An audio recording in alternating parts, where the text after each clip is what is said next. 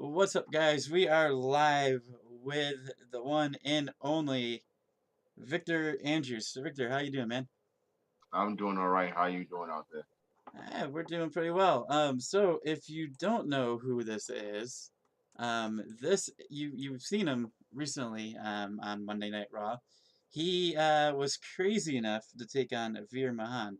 How you feeling after that? Oh man, the neck is a little sore, the back a little sore. I'm doing all right though. I'm surviving. Yeah, man. I mean, what made you decide to go ahead and take on, of all people, Veer? I mean, I mean, my mentality is, a fight is a fight. You step in the ring with the biggest dog in the yard. You get at least one little good punch in the middle of the fight, and whatever happens after that happens after that. Whatever hit you're able to get, you're gonna be make sure it's memorable. So I hope what I did Monday Night Raw was memorable and leads up to more things in the future. yeah, man. I mean, you for sure that punch out of the corner. I mean, you saw his face change, and what were you thinking at that point? Like, were you like, I was thinking, where's Byron Saxton and why isn't he coming in here? take switch was trade off? Yeah, I think I definitely turned the switch on with Beer at that moment. He was already in a mood. I don't know what happened. I think somebody put some sugar in his milk or something, but he was already in a mood. And I think that elbow to the face kind of set a little switch off on him, and we saw what happened. Yeah, I mean, Byron's probably still feeling the stunner from Austin. Let's be honest. I mean, Yes. so Jackson, the game dude, wants to know on a scale of 1 to 10, how much did Veer's submission hurt? Beyond 10. That man really wants it in there really tight. He wants you to know that he should be feared, and he tried his hardest. I'm one of those guys who don't fear anybody or anything. I felt a little taste of it on Monday, with fear. Yeah, and that wasn't enough too. I mean, he put you in the ropes and yeah, I mean, added that to it. Right? What was that all about? I mean, you won the match. I didn't think you needed to do any more, but I guess he wanted to make sure I felt the full effect of his fear. Now, to anybody that didn't know, they billed you as you just told me before we got on the name you had that they gave you, It was Bert Hansen. Bert It was Hansen. it was originally supposed to be Bart Hansen, and I guess Byron Saxton just figured it sounds better if he said Bert. So that's what we went because it was live on TV. You can't change it now. Once it comes out, it's there. You could be like Elias, or I'm sorry, Ezekiel. You could be your twin brother. Well, what? Well, you don't have a twin sister, Jessica Lashley. Man, the Lashley thing with were you watching wrestling back then? Yeah. I was watching wrestling when I was a kid. Always watched it. My mom used to make it a big event. We used to always get together, sit in the living room, watch the pay per views. We had the old school cable boxes. You can Oh get the boy. little, you can zap it, you get the Yep. pay per view free. Vince, I'm sorry, we didn't have no money, but we loved to watch the wrestling, so we got the illegal wrestling. So that's what we used to do: sit around, eat a bunch of snacks, and watch all the pay per views. So it's an amazing feeling to have that moment to be on Monday Night Raw. Um, Especially the fact that I've always watched it as a kid. So that was a big thing for me. My mom was very proud and excited. My son to have my son watching me on TV was a big moment. I got a picture of him standing in front of the TV with me on the background. So it's amazing. Yeah, and that's like that's how I found you actually. The- one day after the show, like literally, I think it was the next day. Mhm. It popped up on my Twitter feed, and I'm like, oh hey, that that's the guy. All right, cool. Hey, let's try to get him on. And um, yeah, no, that's seeing how I have a 2.5-year-old, so I totally understand that. Like you wanna like one day he'll be able to look at this channel and be like, that was my dad that got a chance to talk to all these people, you know? Yeah, yeah, and he's actually my manager. Really? He's been he- he's going to be 7 in July. He's been managing for 3 years. That is And awesome. to the ring. He has wrestling gear.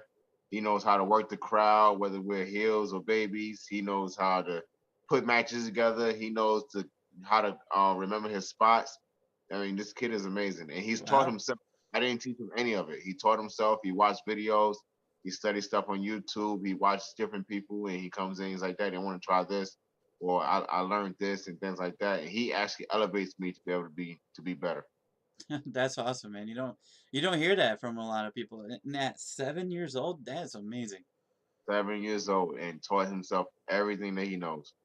I remember like that's pretty much when I was getting into watching wrestling and stuff, but I watching it back then, I was like, no, I'll watch it, just do I want to be part of it? Nope. I'll let them do it, you know? Right, exactly. So Yeah, he how many matches have you guys had then? together, uh well, he whenever he gets in trouble in school, I treat it like so I actually suspend him. So whenever he gets in trouble, I say, yo, you're suspended for 30 days. I Yeah. post it on social media. The promoters know because he actually gets booked Wow. as as a talent. And he gets paid as a talent.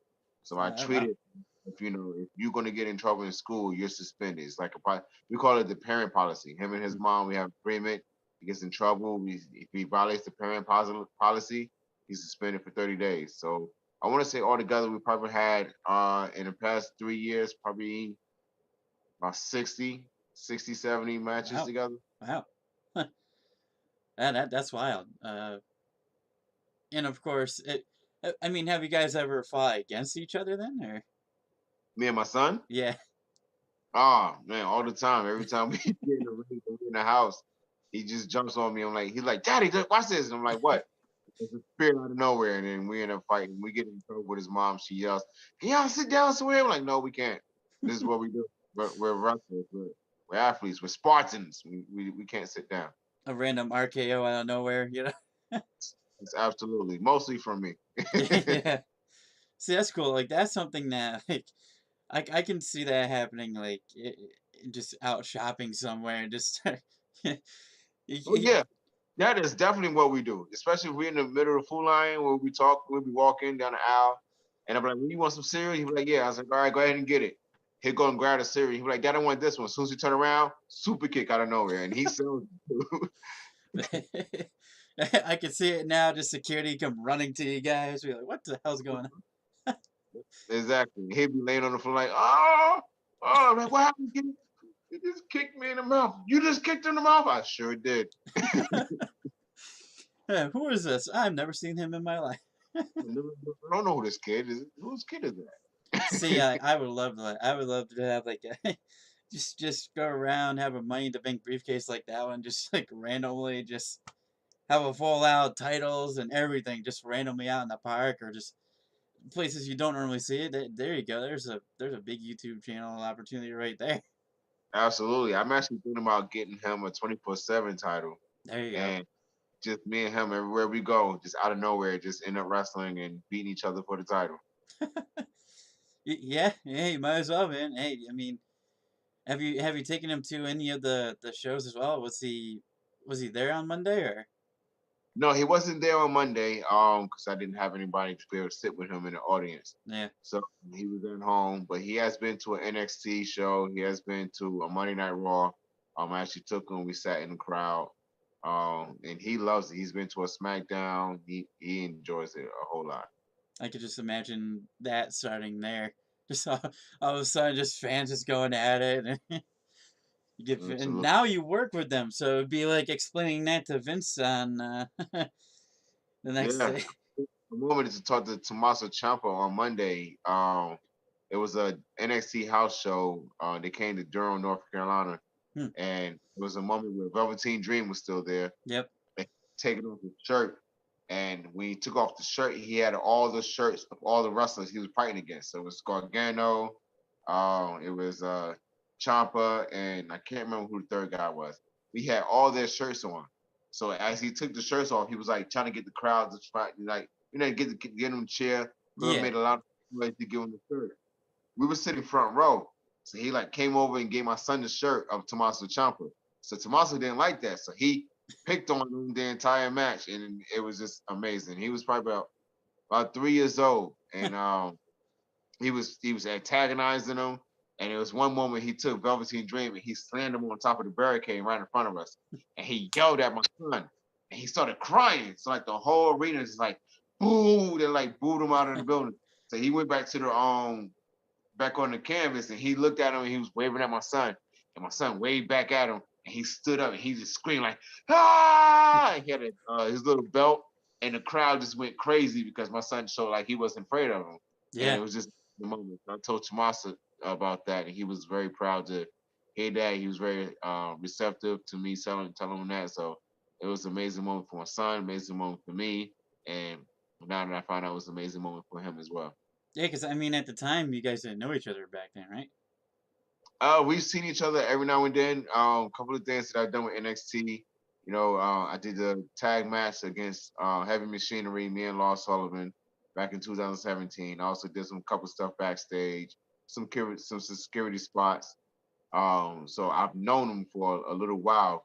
Just passing, saying hello, whatever like that. So whenever he saw me on Raw this past Monday, it was like oh yeah, I do remember you because I had long hair then. I had long locks and stuff like that. So, Yeah. Well, people. so you've been in the company for some time then. Yes, yes. I had my first little stint in 2017. I did the NXT thing, and then the next year I did the Bobby Lashley thing on Monday Night Raw. Then the following year I worked backstage with WrestleMania. Couple of things with SmackDown, little security stuff like that. So I've been doing a little couple of things here and there. What'd you do with Bobby Lashley? So Bobby Lashley was the Jessica Lashley stuff. It was the Lashley sisters. So I Haha. was I was Jessica Lashley. I had the pink blouse on and the Oh, you skirt. were one of his sisters. Oh my God. Sisters. I was the one with the long locks that kept blonde the entire Bruh, show. I was at that show. Yeah. Yeah, yeah, I was in the audience for that. It was in Albany, wasn't it? Yes. It was Yeah. in Auburn. I Yes. tend to go to um because I'm literally about a half hour away from or 45 minutes from Albany. Okay. And I every time they're in Albany, I always try to go. I didn't go to SmackDown. I kicking myself because it's the one time they filmed 2 episodes and I've never been to a double taping before, so I'm like, damn it. But Yeah. yeah, no, I remember that vaguely because like there Yeah. a couple of rows behind me. Yeah. I did that big spine buster and everything. It was amazing. Yeah, yeah, a couple rows behind me, there was a guy that had a sign saying I wanted to date Lashley's sisters. I'm like, oh my god. And so I mean, that is always talked about as a moment that people won't forget about. I'm sure. Um, I mean, a lot of it's positive, a lot of it's I mean, I'm sure you know, a lot of it's negative to it too. But um, I always like there's people like, oh, I couldn't stand that segment because of it was all hokey and all that. But I'm like, yeah, well, I mean, I was there during it. But um, and then I think Steph came out right before then too, didn't she? Or she came out during that show, and that was the first time I've ever seen Stephanie McMahon live. But um, yeah, no, I to actually meet one of the people that were in the ring that night, then that's amazing. I didn't know that was you at all. Like, Yeah, brother. That was me. how was that? How did that even happen? Like, how did that come about? So they contacted me and they said want to cash you for a spot or whatever. So I was like, okay, cool. And just the buildup of it just kept changing. So like when we got there and Sami Zayn came to us and it was his idea, him and Vince McMahon, it was like we don't want to offend anybody. We don't offend anybody's LGBTQs and things like that. So we don't want you guys to act like women. You're just guys dressed in women's clothes to antagonize Bobby Lashley and just make jokes of his sister and his life. So we was like, okay. So they was like, just grab some women's clothes, put it on, We don't need you to shave or nothing like that, whatever like that. So we was like, all right, cool. Thanks for the opportunity. We got out there and do our thing. And it's probably about an hour before show starts. Vince Smith hits the green light and says, I want the whole shebang.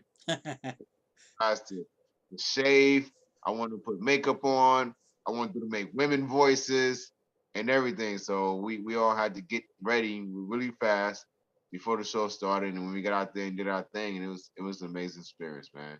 I literally purposely played with my bra the entire time because I was like, if I'm gonna be on TV, I'm gonna do something so ridiculous that you're gonna say, "Did you really have to play with your bra?" Like I'm good friends with Cedric Alexander. Yeah.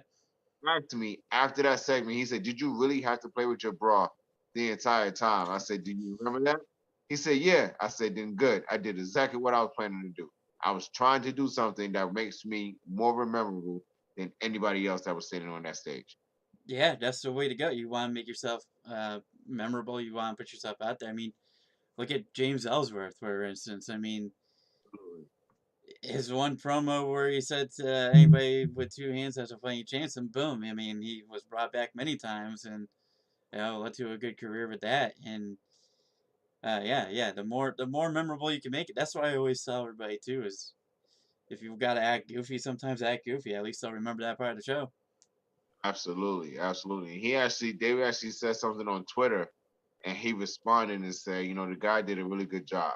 You Yeah, know, you guys don't know the the pressures of getting a spot like this and trying to do exactly what you're being told to do, but still making it memorable at the same time. yeah. Because we all want to get a contract. We all want a job. We want to make this dream come true. So why not try to do something as memorable as possible? So I think I did my job because Ellsworth definitely did his job, and we'll see what happens after that. If I remember correctly, the one of the other sisters involved in that was isn't he Matt Caster too? Yes, he is Max Caster on AEW. Yep, yep. So the only reason why I knew that is I was mentioned GTS Wrestling Grimm's Toy Show. He was actually part of Grimm's Toy Show, like SWF in that community. That's the only way I actually recognized who he was. Um, and I don't remember what he. I think he might have went by Max as well. I'm not sure. Mm. But yeah, no, he was part of a crew. They call themselves the Shook Crew. So I mean, so that's why I know who that is. And then now he's on AEW. So I mean, It's funny how things work out for everybody, right? yeah, yeah. Now, I don't know who the other one was, but um, was it somebody else that we might have seen before too, or I'm not sure if he's even wrestling anymore. yeah, I think he's doing like more bodybuilding stuff now. If I remember from like a couple of his Instagram posts, I yeah, think he's doing more bodybuilding than wrestling. yeah. No, that's awesome, man. And then of course you were saying you took the move from Lashley.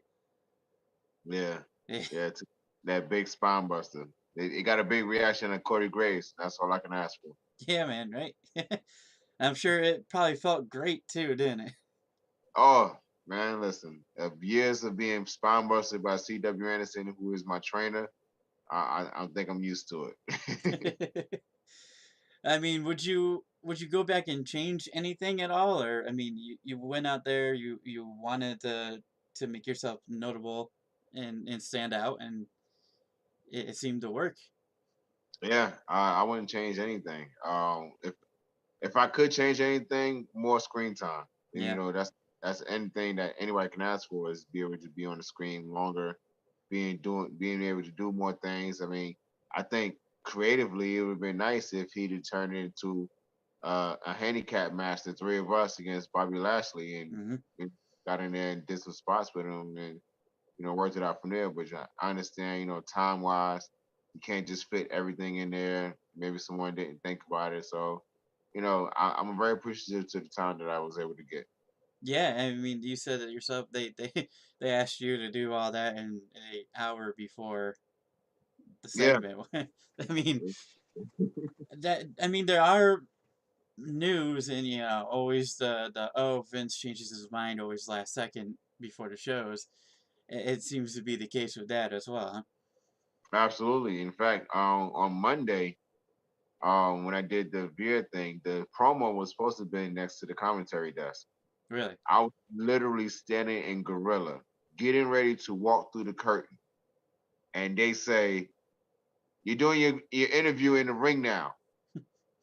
This I was giving me walk through the curtain, like they just gave me instruction on which way to walk, where to get to, as far as getting to the commentary desk. And right before I walked down, I said, "Oh yeah, your interview's in the ring now. Have fun. Go get them." No pressure. Thank you. Appreciate it.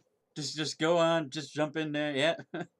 Yeah, just hop in the ring and do it right in front of everybody on on a higher stage. So I was like, okay, well, Now, no problem. were they telling you what to say, like, or was that all just like, No, they actually gave me a script. They gave me a script a couple of hours before the show started. I was able to rehearse it with the guy who actually wrote it. yep, And I just want to make sure I delivered exactly how he wanted it to.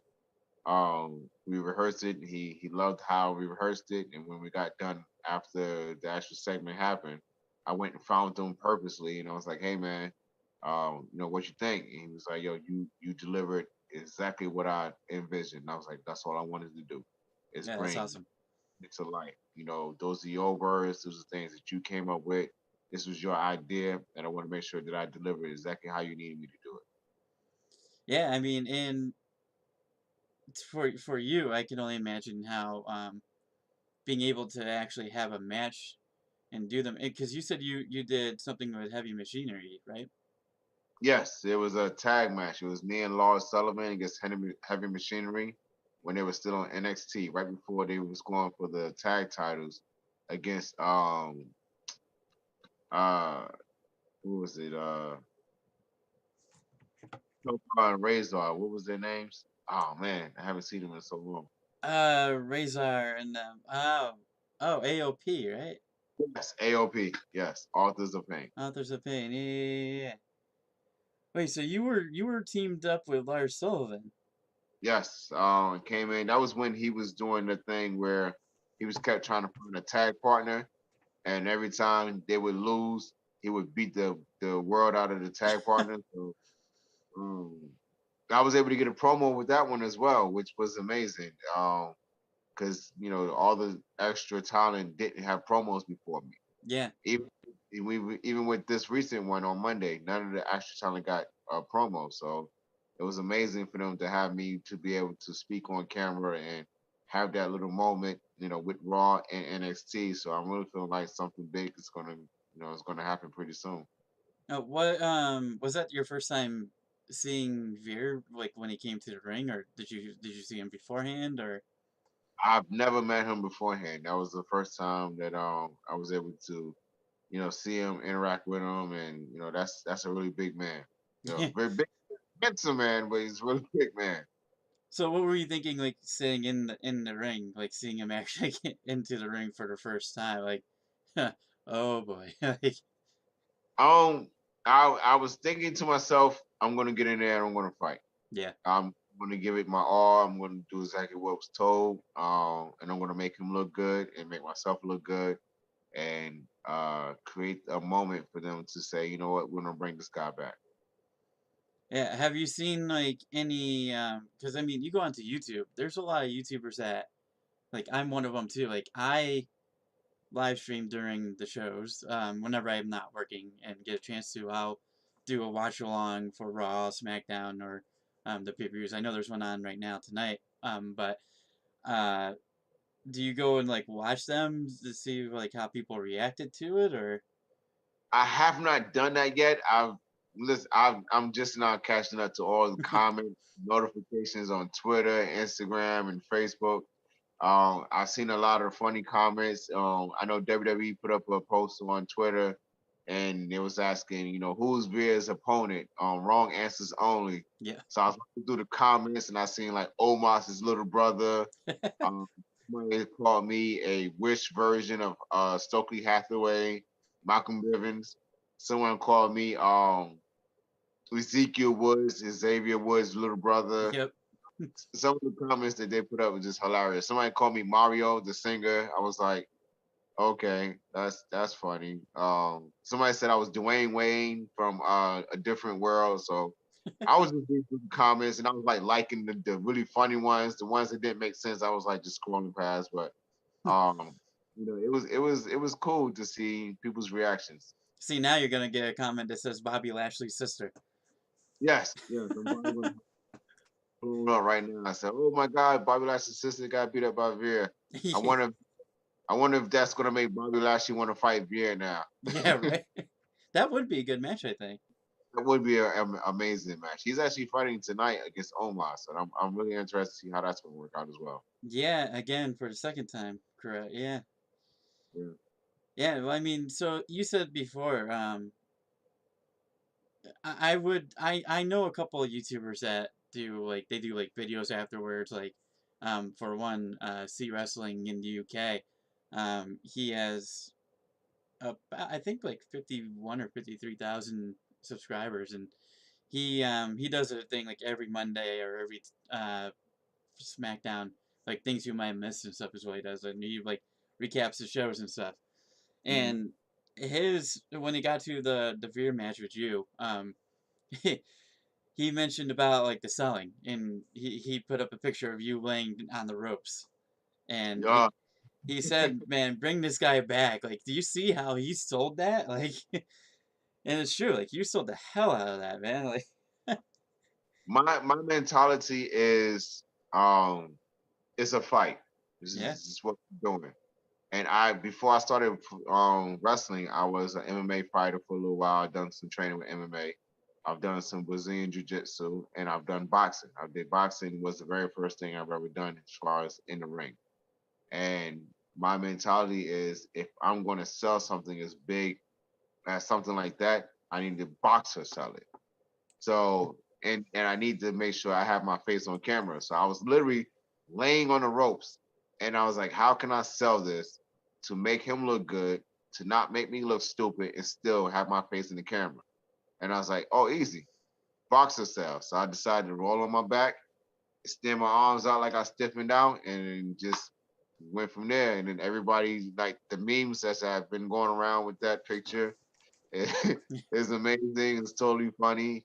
The internet has always been undefeated, and they finally got me. So it's been an amazing experience. And I definitely got to check out that man's YouTube reaction and share it and give him some love and everything like that. yeah, man. He great guy too. Good friend of mine as well. And he yeah, he seemed like he loved it.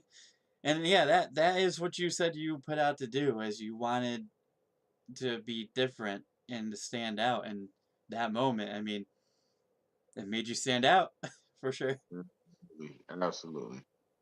So that's interesting that you never met him before. Like you were put into his submission. I mean, never been put in that submission before, or I mean, did they kind of tell you how to do it, or I mean, or did he literally put you in that submission because of how big he is? He's really put me in there. But I pretty much watched the product, and like I said, it's a fight. So if someone's coming up behind you, you kind of just go with it. You just got to keep your body loose, and it's professional wrestling. You just got to stay loose and be able to be maneuvered any way they need you to be. So, Yeah, once I took that thing I was like, okay, this is where we at, and it was like, all right, well, he's big. He's really big. So the moment he really sink it in, just go ahead and tap. There's no need to try to be a tough guy or trying to make it seem like, oh, he's not really doing nothing. No, that's not what I'm there for. I'm in there to make that man look good, and yeah. I did exactly what I needed to do. Have you talked to him at all since Monday, or any Nah, conversations or nothing like that? he might mess around and come to my house and put me back in this. Round two, Like, right? that man got things to do. I'm gonna let him go and do what he got to do. I mean, it's crazy too. Like following him on Twitter and everything. Like you would fully like if you were new to the product, you wouldn't think he was a heel. Some of the stuff he posts, it's like you would think he was a face.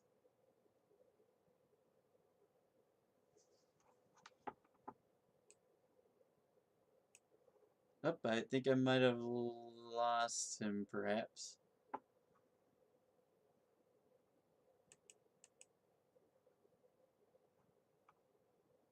We shall see.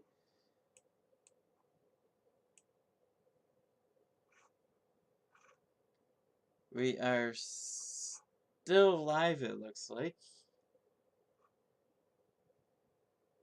Hang on, let me try. Yep, there. Okay, there we go. Now there's two of me. Cool. Um. So yeah, we will. This happens from time to time. Sometimes it's a Zoom thing. Sometimes it's a. How long we've been going for? It shouldn't matter on his end.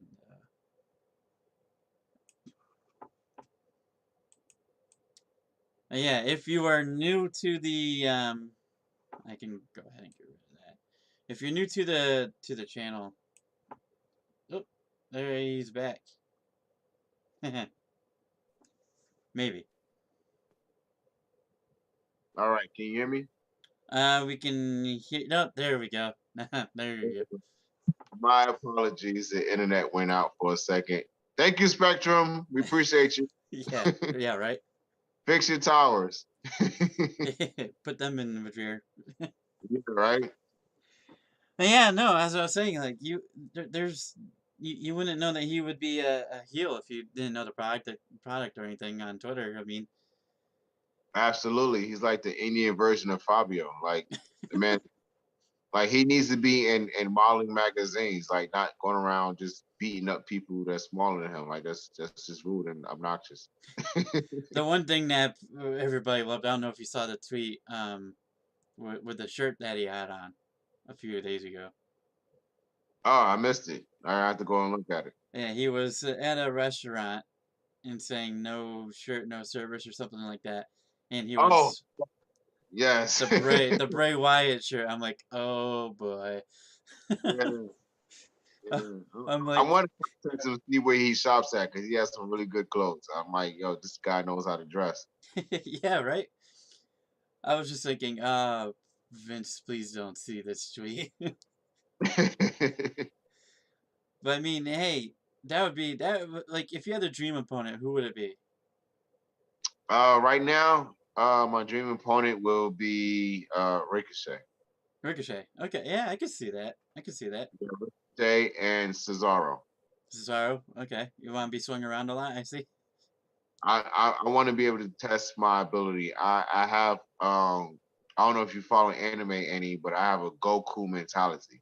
I Okay. want to fight against guys that I know that are stronger, faster, has more endurance. I've been labeled as the guy who has like the greatest amount of endurance. I don't get tired.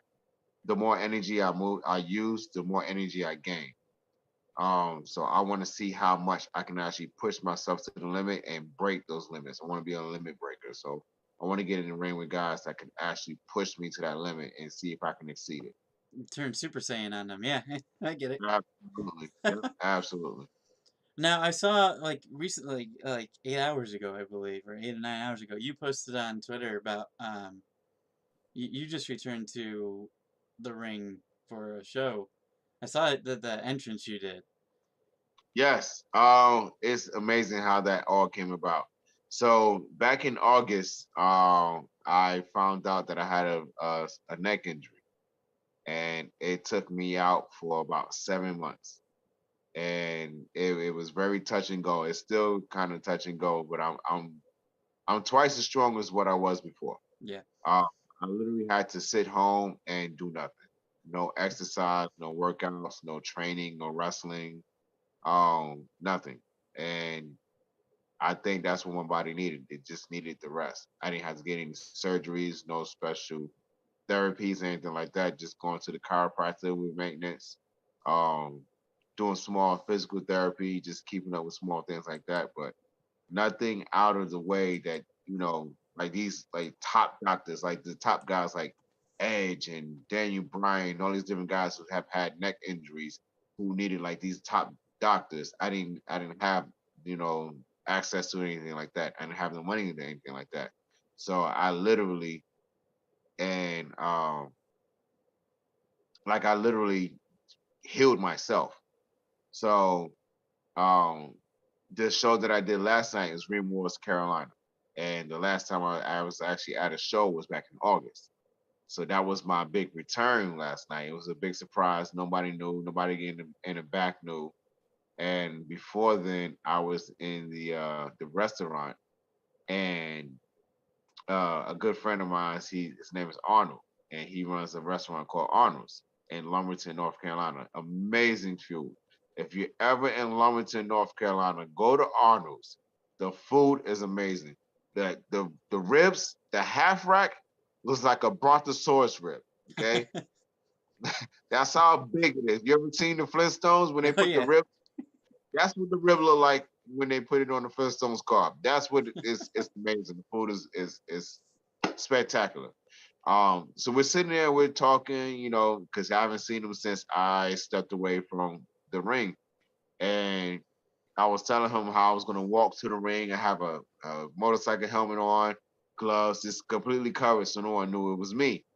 And he was like, "So do you ride bikes?" I was like, "No, I don't ride bikes at all." He was like, "Do you know how to ride?" I said, "No, I don't know how to ride either." He said, "Do you want to be ridden in?" I said, "Well, I don't have access to a bike." He said, "Well, I have a motorcycle." I said, "Well, can you get it to the arena?" He was like, "Yeah, I can get it to the arena." I was like, "All right, let me make a phone call, see if I can get it approved." I got it approved, and he rolled me in on the back of his motorcycle, and it was like the crowd was like very curious. Like they were sitting there, it was like pins and needles trying to figure out who it was. Yeah. And the moment I took that helmet off, oh man, the reaction of that crowd is almost to the equivalent of when the Hardy Boys returned to WrestleMania that night. It's just amazing. It was amazing feeling. Yeah, and I mean it. What timing too, as well, to have Absolutely. that happen after being seen on TV just earlier in the week.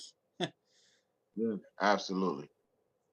But I mean, so that in comparison, I mean that's something you were mentioning about your son earlier. Was he there to see that as well, or? No, he wasn't able to be there, but he was at home. He was able to see it, and his mom sent me a picture of it, and he's actually standing in front of the TV while I'm on TV, and it was like the most proudest moment I've ever had in my life. Yeah. And like see the pride in his eyes and the smile on his face. Like I was looking at the picture and I was like, this is what this is all about.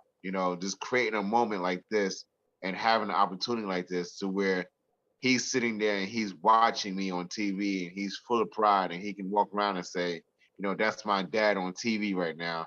And as I'm sitting there looking at the picture, I'm like, I'm going to get home and I'm going to super kick him.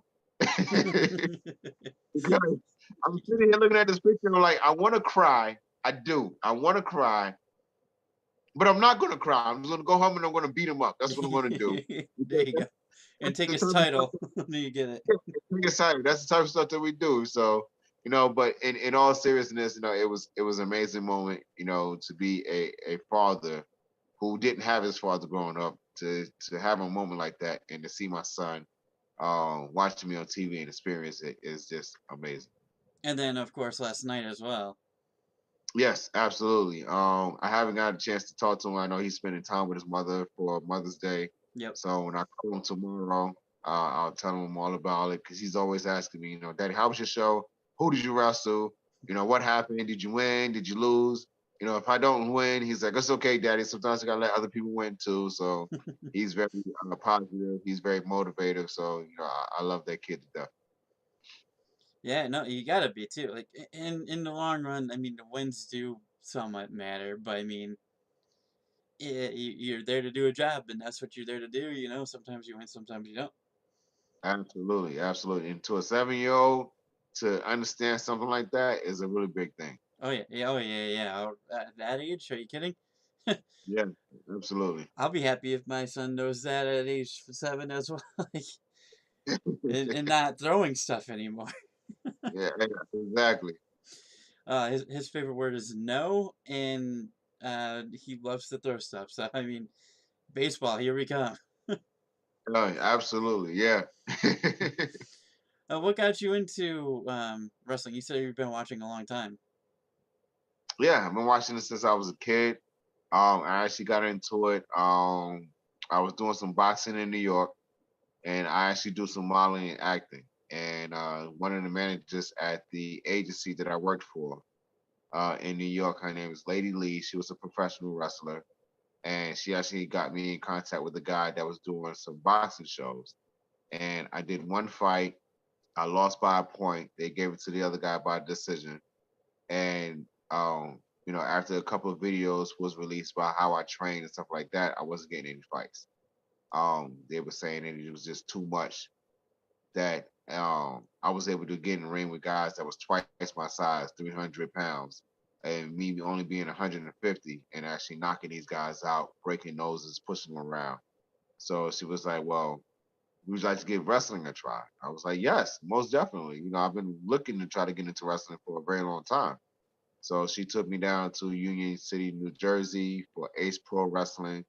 Got in there, started training. I actually had the opportunity to meet Jay Lethal for the very first time.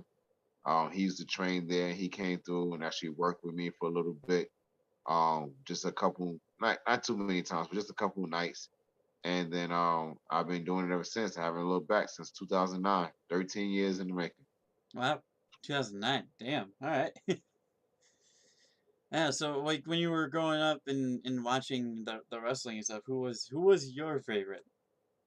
All time favorite has never changed. The Undertaker. Oh, of course. Yeah. Yeah, The Undertaker. Actually, when I first started training, we used to have like this big crash pad on the outside of the ring. Yep. And I talked to my trainer, I said, can I try to do the dive like Undertaker does? And she was like, you sure you want to try that? I was like, yeah, I that's of all things I want to do in wrestling, that's what I wanted to do. And she said, all right, well, give it a try. The crash pad is there. Um, just don't die. don't screw up. She said, once you go and you jump, I was like, well, how do I do it? She said, well, I don't do high flying stuff. I do, the technical stuff. She was like, I do know that if you're gonna do it, do it. You have to commit to it. Don't get scared. Don't stutter step. Once you go and you jump, you have to really, jump because that rope is kind of high. And I was like, all right. So and the first time I actually did a dive was then, and it felt amazing. I jumped over. I was able to clear the ropes. I was able to land flatly on a crash pad, and she was like, "You did it like you've done it before." I said, "That was the first time I ever done that." And the reason why I always wanted to do it was the Undertaker. And amazing enough, last night I felt like the American badass kind of Undertaker running that hard, walking, running in, and just little things that he has done that I've done in my career kind of mirrors a little bit. So yeah, the Undertaker, all time favorite. Oh, somebody wants to know what was your favorite Undertaker match? Favorite Undertaker match, the Streak versus the Career. Undertaker versus Triple H with Shawn Michaels as the guest referee. Oh, yep. I was actually there for that.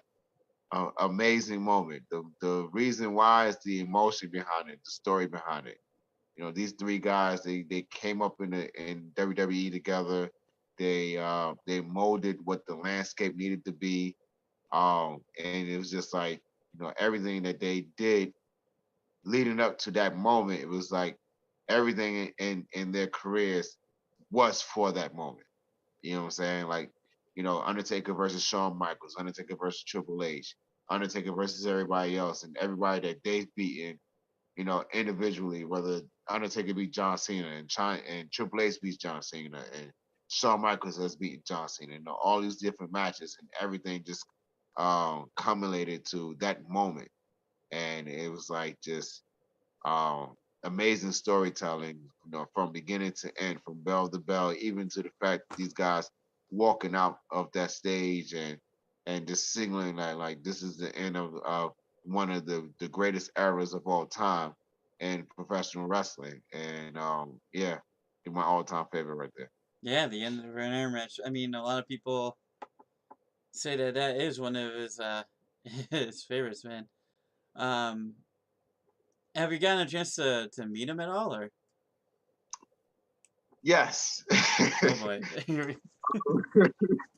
So the WrestleMania when Kofi Kingston won the title. I think that was 2019. 35. Yep. Kofi And Mania. yes, and I was backstage. I got hired to do extra work, and we were actually supposed to do a an entrance with Coffee and the New Day. But again, things changed last minute timing, so they canceled it. So I'm sitting in catering, and I'm very picky about what I eat. I don't eat a lot of different things. So WWE has very great catering. The food is amazing, all these different things. But I'm very picky about what I eat. So I made me a ham and cheese sandwich. I had a bag of Doritos and a Pepsi. It was like a little kid's lunch. So I'm sitting at the table and I'm just chilling. I'm talking to Billy Gunn for a little bit because I just wrestled him a couple days before for indie promotion. And I actually got the win over him. And I'm sitting at the table and I'm just chilling by myself. And the Undertaker walks in. He has on jeans, a t-shirt, his hair braided, pulled back. But all I saw was the mystique, the Undertaker. I saw the lights cut off. I saw the smoke. I saw, I heard the music.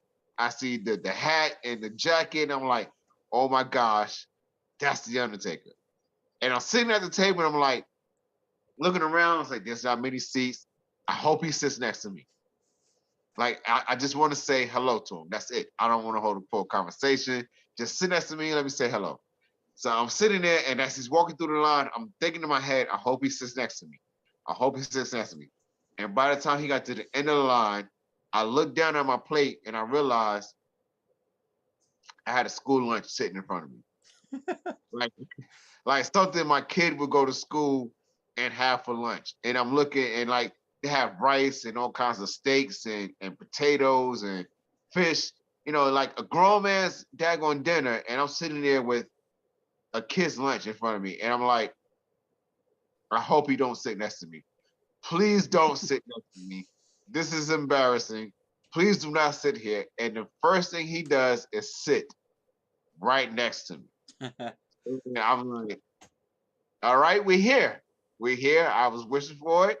And this is where we at. So I looked over and I said, hello, how you doing, Mr. Taker? He said, hello, how you doing? My name is Mark. I said, how you doing? My name is Victor. He was like, okay. And then I'm sitting there and I'm eating my food. And then Kane comes in and sits on the other side. And I'm like, okay, this is cool. And then the Big Show comes in and he sits there. And I was like, you Oh know god. what? That's too much for me. I'm gonna go ahead and take my plate and I'm gonna move on because these are three big men sitting there with these big plates of food, and I'm sitting here with a child's lunch. So that was my moment with the Undertaker.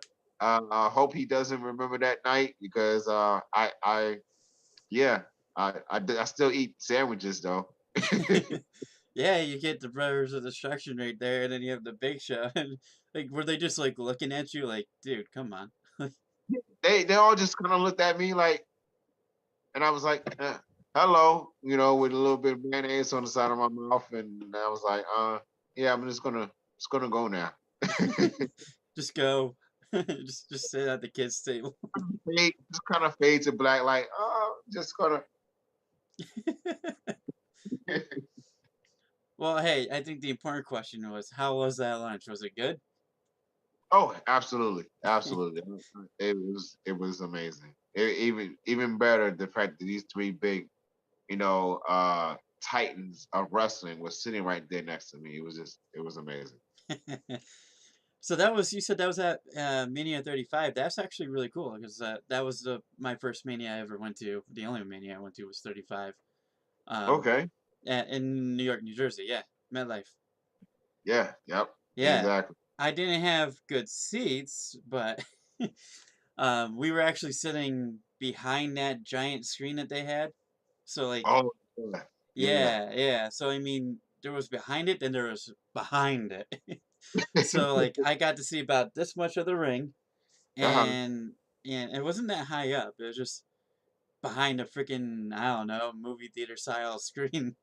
So I Yeah. mean, we got to see Triple H get into that little car thing that he was driving. Oh Um, yeah, which was amazing. yeah, we got to see that like behind the stage thing. Um, we like I missed all the entrances, of course, but and that was the one thing I'm like, this is it. Like I've been wanting to watch The Undertaker live for so long. And I mean the last time I did was when I was probably like 11 or 12.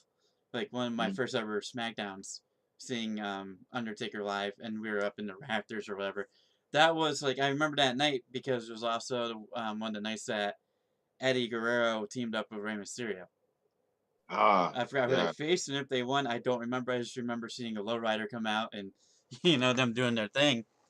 yeah. And I remember it was also it was at the Pepsi Arena at the time, in Albany, and they had Carlito shoveling snow outside in a sling, and a car drove by and splashed him. But yeah, I remember that part. But yeah, no, and so I'm like, all right, we're sitting here at Mania. I know he just lost recently a couple times, and there was rumors of him retiring. But it's Mm, WrestleMania, he has to be there. And then nothing. I'm like, oh, of mhm. course. Of Yeah, course. And then I also had tickets to Monday Night Raw the night after, because this was when they were back. For anybody that hasn't been watching wrestling back then, WrestleMania was only one night back then still. right, And it right. was Sunday. Then we had Monday Night Raw the next night. And I'm like, I don't really feel like driving through New York City again, the traffic and all that. I did it for access, and Mhm. it was hell. I didn't want to go through the city again and do like 2 hours just to get through 1 mile of traffic. So Right. I'm like, I sold my Monday Night Raw tickets, again up in the rafters or whatever. And then I remember sitting in the hotel and telling my fiance, I'm like, if Undertaker shows up, I'm gonna be so pissed. And Undertaker showed up. I'm Yep. like, oh my god, this is not happening. Like as soon as I heard the gong and everything, I'm like, this is not happening right now. Yeah. And I'm like, so he didn't show up the night before, but he shows up the day after. And I mean, the cool part was I did get to see my all time, well, not all time, throwback John Cena was pretty cool to see. Yeah. Yeah. Um, Absolutely. because I told you off air, my the way I got into wrestling was with the Hurricane. He was my guy. Came to my mom's job when KB Toys was still a thing and still around. I came to the corporate office and got to meet us little kids, and I didn't watch wrestling, I didn't know anything about it, and then he got me into it, and then I'm like, oh well, he doesn't win very much, and then they announced this guy, this rapper from West Newbury, Massachusetts, John Cena. I'm like, this guy's relatable, I guess. This guy looks pretty cool. All right, what's going on his fan Right. wagon there? And yeah, John Cena up until even when he became, Fruity Pebble John Cena, as people like to call him. I was always a fan of him, and I'm still a fan of him whenever he shows up. I'll mark out as well every time I hear the trumpets and everything.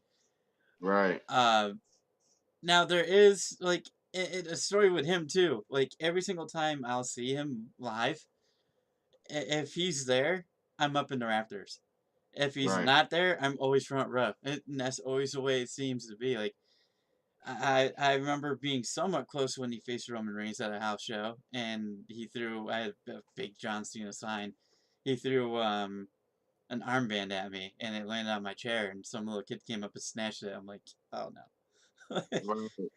But yeah, it's like whenever he's scheduled for the show, I always get seats that are up in the air, and it's like I was never able to get that close. I'm like, one day, I guess. But Yeah. I've had one moment with John Cena. It was at a SmackDown taping, yeah, and this was back when they would give the extra talent little tryout matches before the show, and I actually was able to by luck get two matches during the tryout.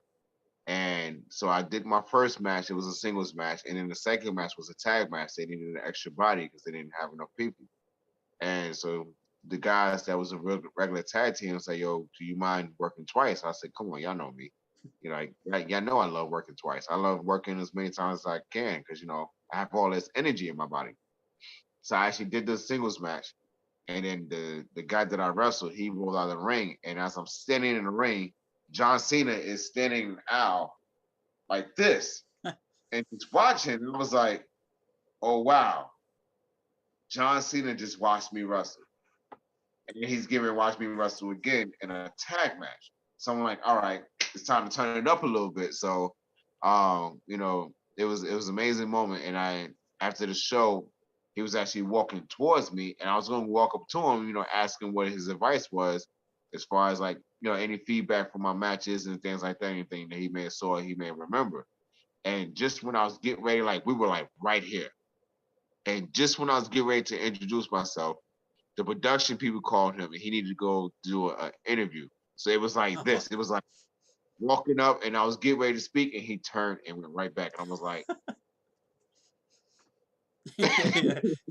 It's like he came up and he's like, yeah. he walked up like, no. Turns around, walks away. Man, that. Ah, Exactly. what was your reaction like? Okay. You know what? I have the ability to just play things off. So as he was walking up and he turned back around, I was like, oh, I was actually going this way. Yeah. Oh, my shoes untied. All right. My shoes untied. All right. Yeah, it looks like we have a couple people that know. Big Man Production LLC said Mr. Everything, Bert Henson. Hashtag Bert Henson. Uh, Mark Morgan said Mr. Everything, Victor Andrews, let's go. All right. Appreciate you guys. Yeah, you got some fans in the house here. That's pretty awesome to see. But yeah, I also remember WrestleMania 35 vividly because of the fact that like I said, I didn't want to drive through the city again, so I took an Uber to the MetLife, and one of the Oh, wow. biggest mistakes of my life. Yeah. How much was that bill? Not the cost. It was only like $12 because it was right next to where the hotel I was staying at. But um, I I don't know if you remember leaving the stadium or not. But after or when you left the stadium, the main event happened, and then it started to rain. Yes. Yeah, rain Yes, I hard. remember that. And so here we are trying to get an Uber back to my hotel. My phone starts dying. My fiance's phone starts dying. And we finally get a couple of Ubers, and then they keep canceling on us. And then turns out both our phone dies. So we're like, okay, now what? And all the Right. taxis were not going to New Jersey; they were going right to the city. I'm like, well, what if I pay you extra? No, no, no, no, no, no. We only go to the city. I'm like, okay. Like we were like basically stranded at MetLife, and um, finally one of the security guards was able to get us back up to the charging station there. Mm. And here's my little one now, actually.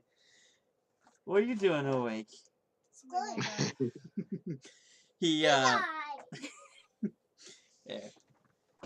This is my little guy right here. Two and a Hey, half years old. Loves horror how are stuff. you? He does horror stuff? Oh yeah, he loves the guy that's Oh, behind me. Yeah. that's the my son, my son loves Chucky, Texas Chainsaw, and Michael Myers. Those are his Yep. favorite. Now, so it fits me because my real name is Jason. So of course I Jason fanatic. so so he keeps saying, "Oh, that's scary guy," and he waves to it every time he goes to bed. He's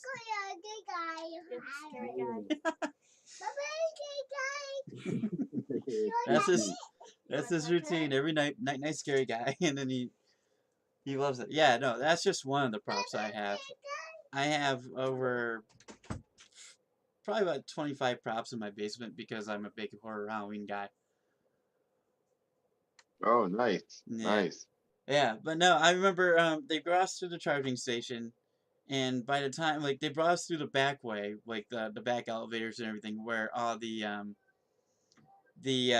wrestlers and stuff went through and everything. So we basically got a tour of MetLife, um, and by the time I left, MetLife was 3 o'clock in the morning. Oh, yeah, I believe you. Yeah. By the Yeah. time the Uber finally got there, got at 3 o'clock in the morning, and the event ended, I believe, around midnight. And of course, this was the mania that they're like, we're gonna put a ton of matches on the card, and it was like 18 matches. Yeah. I'm like, how do you follow the next one after the next and after the next? And it's like for the fans, like I'm glad they went to 2 nights, but my God, Yeah. And I was actually in that long, I don't know if you remember that long, stupid line of everybody trying to get on the train. yeah, yep, yep. Oh my God. I'll never do that again. Like, it was the longest line I've ever been in. And everybody's like trying to stuff themselves in the train because I was actually going back to the city to go to the airport to come back to North Carolina. So it was just it was it was horrible. How long did you have Horrible. to wait there for? Oh man, I want to say we was in that line for about maybe close to almost 2 hours. Yeah, okay, so yeah, yeah, yeah. Yeah. So you were Yeah, probably almost. about leaving about the same time I did then, yeah. Yeah, yeah, and it was crazy. Like I was trying my hardest to make sure I made it back to get on the plane on time. So yeah, it was ridiculous. Now I've been obviously you've been to Albany then. I mean you were talking about being Bobby Lashley's sister and all that. You know like where the talent leaves Uh huh. in that building? How like you have the rampway up to the car garages right there. And Yes. there's usually like probably 30 to 40 fans standing there waiting and just like hoping one of them walks up. I've always been there, and every single time I've noticed there's only been a handful of people that would come up. I don't know if that's just a stadium thing or because I know other places like the fans are able to meet like multiple different talents. Like, do they tell you just go right to your car or Yeah. yeah, They pretty much try to give you like a different area to walk through. yep, Um, that's what I had the feeling, yeah, if you do go through like the area where all the fans are, they kind of have somebody walking with you, so that way you can go directly to your car. You don't get hassled, is what they say. But I'm like, I don't mind. If they recognize me from doing a little small thing, yeah, definitely come. Get a picture, whatever. Follow my social media, anything like that. Yeah, so I don't mind it. It's the reason why we do this thing is for the fans to be able to say, I had a moment where I knew this guy before, he became this person. Where I knew him when. So I like those little, excuse me, I like those little small moments. yeah, man. Years from now, we'll look back on this and be like, damn, he's the world heavyweight champion right now. Man, God willing, that's what I'm pushing for, to build a world champion for somebody's company. That or Everybody's, give me the championship to everybody's company. I'm surprised you haven't teamed up with our truth or anything yet, man. You know what's funny? I actually met our truth. I work with an organization called Fleet DJs, Yep. and Okay. it's an organization that has DJs. We have music artists, models, actors. We just started an athletes division. Um, all different things. And he actually came on one of our Zoom calls, promoting his newest album, Legacy. So, I got a chance to chop it up with him and talk to him. So when I was at Monday Night Raw, I sent him a message on Twitter, say, hey man, I'm gonna be at the arena in Greensboro, on Monday. Um, he didn't get a chance to read the message until I actually saw him when I got to the arena. And we just caught up for a little second, not too long, because he's a busy man. He's always got something going on backstage, whether it's producing or doing little segments or anything like that. So, our truth, if it's in the cards, Yeah, Truth for Everything would be an amazing tag team. I mean, I think was it that night or was it the week before he was doing the wedding things? I think it was the week before. Yeah, the week before he did the wedding. Yeah, now he was doing the whole breakup thing. You would like a run at the 24/7 title though, wouldn't you? Like everybody's saying like, oh, that'd be such a downgrade for people, and I mean, at least it's something, right? Absolutely. I mean, you be in the history books of holding a championship for a major organization. You be in a segment that people will say whether they liked it or not, they talk about it more than anything else during the whole show. So, I wouldn't mind going for the 24/7 championship. Yeah. What about if like AEW or something like New Japan or any of these other organizations come to you? Like, are Um, you contracted with WWE or do you have to? Are you like free agent or? I am a free agent, but I'm actually working very strongly and hand in hand with Control Your Narrative.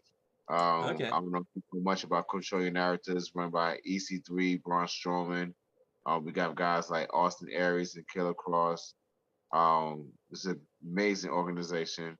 We're doing really great things. We're doing really big things. We got a lot of stuff coming up in the workings right now. I actually have a loop going on with Control Your Narrative coming up this weekend. We're gonna be in Cleveland, Ohio on Friday, Detroit, Michigan on Saturday, and in Missouri. I mean, not Missouri, Wisconsin on Sunday. So it's a lot of big things that we got coming up.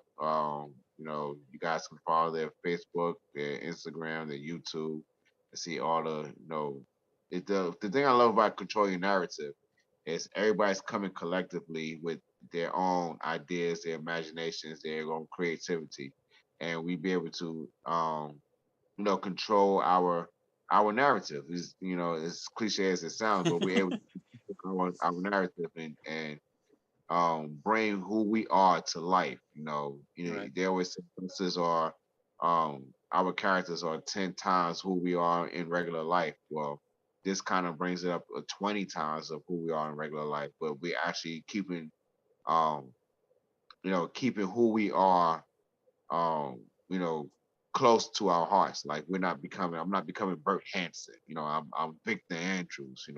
I'm a father. I'm a guy who's out here trying to, create a life and a lifestyle for his kids. Something I didn't have growing up, not having a father growing up as a kid. So, that's what controlling narrative brings, does for me. It's amazing, great guys. We got all the projects, all the essential characters, and it's an amazing company. If any other companies contact me, cool. But right now my heart is with Control Your Yeah. No. I've definitely heard a bunch of things about it. I haven't gotten a chance to really check it much out. I barely had a chance to do much at all with my work schedule the way it is now. But um, I mean, I've heard the name, and I've definitely heard the wrestlers that are part of it, and of course, there's always rumors flying around that they're trying to get Bray Wyatt and all that. But I mean, rumors are rumors, Take them with a grain of salt. Absolutely. You just never know what could happen. My motto is everything is possible. So you always keep your eyes open for everything. Exactly, exactly. And I mean, so with doing that, would that interfere really with WWE stuff, or I mean, apparently No, not, right? because I'm not contracted to anybody. I'm a free agent. Um, it's more so for my mentality is whoever can take care of me. You Yeah. know, I love being on the road. I work a 9 to 5. If anybody contacts me and say, "Hey, we want to give you a contract. You don't have to work your 9 to 5 anymore," I'm with it. I've been working since I was 9 years old. I'm 40 now, so I love wrestling. This is what keeps me mentally stable. This is what keeps me happy. This is what keeps me in peace. Being in that ring is home to me. So to be able to get off the road, working a 9 to 5 and just doing what I love the most, that's my angle. That's my motivation. Yeah, I mean, like you said earlier, I mean, the amount of things you've done with the company too, planting the seeds and uh, things could be looking up. I mean, look at MJF. Look where he started. Absolutely. He was a security guard, I believe, for Samoa Joe at one point. Yeah, yeah, absolutely. There's a video of Samoa Joe shoving him Yeah, because he was in the way. So that's one of the most memorable videos for MJF. yeah, yeah. Now look where he is. He's like a big megastar in AEW. I mean, Absolutely. I definitely can see something in the future for you. You think we'll ever hear the name Bert Hanson again? No. It'll come up every now and then. I mean, look at uh the Perfect 10, Sean Spears. Yeah, Ty Dillinger. Yep. Yeah, look at where he started. He was the guy. He was Stan. That got super kicked by Shawn Michaels. Yep. It's always something that you can go back to. Like, I remember when you were this guy, and now you're this guy. Look at Charlotte and Sasha Banks, who were the two goddesses standing next to Triple H during his WrestleMania entrance, and now look where they are. So it's always these small things that you remember, and it's like, oh wow, look Yeah. where they are now. So I'm very confident that that'll be my moment. Sometime here in the near future. Yeah. No. And plus, like you said, you got the people backstage. You've already met some of the big stars. Ate lunch with them technically at Mania 35. But now, I mean, how did you react to the Hall of Fame with Taker's speech? I gotta ask that since you're a big Taker guy. Man, it was it became reality to me. I've always had my mindset that I want to be able to have a match with The Undertaker. I want to say that I stepped in the ring with The Undertaker. And he did a speech, and it was like, it was reality. That that was it for him. But even with everything that he was saying, it was more so motivational as well. Like, don't stop, don't accept no, don't let yourself be held back. Go out there and create something for yourself. Because you only get one opportunity to create exactly what you want out of life. And you have to be able to go out there and do everything you can to make that happen. And this is a man who took a character and brought it to life for what, almost 30 years. So, whether he was the American badass or he was the dead man, he brought that character to life, and he made it transition from one thing to another, but he kept the landscape, the groundwork, the roots of it, and made it grow into this really big thing that we all sit back and is in awe of every time you hear those gongs. So his speech was amazing. I was actually watching it at Kevin Nash's um, WrestleMania party Oh wow. down in Dallas. So yeah, um, it's nothing. It's his speech will leave you speechless. If anybody has not watched it yet, go back and watch it. It'll help you. It'll motivate you for everything in life. Oh yeah, they gave him 45 minutes, but by God, man, like that was one of the best Hall of Fame speeches I've ever heard. Yeah, no, like the Undertaker in the ring, no wasted energy, no wasted words, no nothing. It was just everything he said was meaningful. Yeah, yeah, and I mean, you gotta love the joke he threw at Kane as well Yeah. about stealing his moves, and you know, um, and of course when he put on the coat and hat again and said never Nate, never say never. Um, well, hearing that, what did you think? Okay, well maybe there's a chance, huh? Yes, exactly. As soon as I heard that, I was like, all right, I hear you. I hear you. If it's in the works, if it's in the universe, if it's in the cards, I hear you. I'm ready. Did you hear? He did an interview not long after about what he said about that, or Uh-huh. about when he said the never say never thing. I did not hear it. What did he say? So he said that he thought it would be a cutesy little thing to say as he walked out. that no one really knew he was gonna say that, and then when he got backstage, Vince is like, "So you said never," and he's like, "Stop, no." I could Just just a little, say uh, Vince could be like, "Oh, okay, well, hey, WrestleMania next year, huh?" And I can only imagine though that he tries to get him every year, every year and stuff now. But were you one of the ones that wanted to see him face Sting? I did, Hmm. and I still do. Um, because I mean, you really can't go you can't go through life without ever experiencing that. Yeah, You know, like um Eddie Guerrero and Rey Mysterio. You know, it's Hogan and Andre. You know, Undertaker and Sting. That's that's a match made in heaven. You know, that's something that the world has always wanted to see and see what would happen.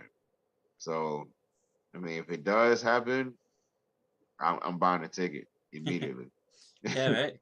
And that's, I mean, it would be instant, like you said, buying a ticket. So many people do that for that and tune in. But what about are you a fan of the Fiend or where I should say? Yes, yes, that character was amazing. I loved everything about it. Just the whole Dr. Jekyll and Mr. Hyde with Bray Wyatt and the Fiend and everything about it was just, oh man, it's simply amazing. Were you ever did you ever get a chance to meet him backstage at all or? Yes. So I, I actually met him before he did the Fiend gimmick. Yep. Got to talk to him for a brief second. Because he's one of those guys that's constantly got something going on the entire night. So got a chance to talk to him just for a second. But yeah, he's a really cool guy. Yeah, man. I'm big into like he quickly became my favorite like passing Cena because that's when Cena left and everything. And like I have the burnt fiend mask that was like $200 on the shop when it dropped. Um So, yeah, like that I remember that night because it was on April Fool, like April 1st, right at midnight, and you tried to buy it. Everybody thought it was a joke because it was saying sorry, nothing found, and it refunded everybody. But yeah, no, I eventually got it. Um, well, I'm meeting him. He's doing that meet and greet in Jersey in June. I met him in Albany for a brief minute before Sarah Logan kind of interrupted the meeting. I've loved Sarah Logan though. I got a chance to meet her too, and um, she had her baby there too. And like as soon as me and Bray were meeting, kind of like you and Cena, um, but Sarah Logan came up right behind him and it's like, all right, I'm leaving. Here's my baby, just if you want to say hi, like saying bye to Bray and everything, as I right. was meeting him too. And I'm like, so as soon as like I was meeting him and stuff, oh hey, how's it going? Blah blah, like signing the autograph. Sarah Logan walks in. I'm like, and then his focus turns to her. And I'm like, oh, uh, bye, bye, like. And then I just walked off the stage. I made sure to shake his hand though right after. I'm like, you know what? I waited in this line. All right, this is gonna happen. But man, how long in advance did you know that you were gonna be facing Veer? Like, did they tell you days, hours, minutes, A couple of weeks before, weeks? you have to have like your physical done and blood work and all that. So I was given enough time. I actually I didn't know I was facing Veer. I just knew I was working the event. Oh, Um, but when I got there, I actually, went and saw the positions and, just did the routine stuff that they do all the time. And sorry, I'm trying to plug my phone in the charger. yeah, no worries. Um, Give me one second. And so they actually said to me in the physician's office, it was like, yeah, they pretty much want you to get in the ring with Beer tonight. And I was like, oh, okay, I'm definitely with that. So um, once they told me that was probably like a couple of hours beforehand, Oh wow. and I was like, all right, because they had to give me like the script and everything and kind of prepare me for all of it. So I was with it. I was with it. I was like, whatever it is they want me to do, I'm gonna make the best of it. So that's what happened. What were you expecting now when you showed up? Like something like a security I thing or I never expect anything. I yeah. just go in. Oh, shoot.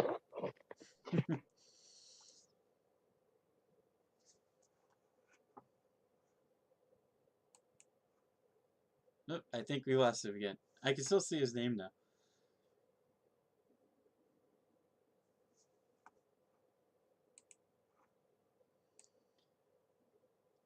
His phone might have died though, if I had to guess. But that's alright. If he we'll do that this time. But yeah. So if we wait for him to come back, um, again, if you haven't already, gave us a like on the live, go ahead and do that. Go ahead and hit the subscribe button. We are racing to the 1K. We were at 8, last time checked, we were at 812. We're trying to get to 1,000. I actually do, while he's away, I have another, let me see if I can pull it up real quick. Tomorrow night, there's going to be, like I mentioned earlier, another interview as well with another indie star. I don't know if I downloaded the picture yet. Hang on one sec. I will get it up.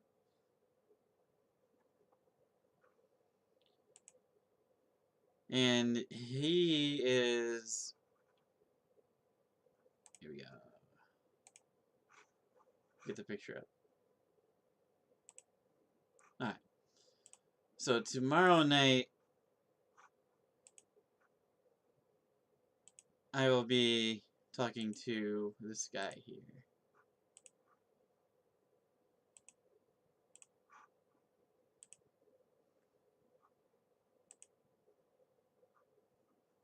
Rika Wildly. Hopefully I said his name right. That will be tomorrow at, I believe we said 7:30.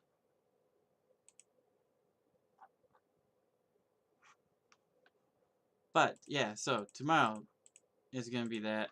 I am waiting to see if I hear back from Victor Andrews.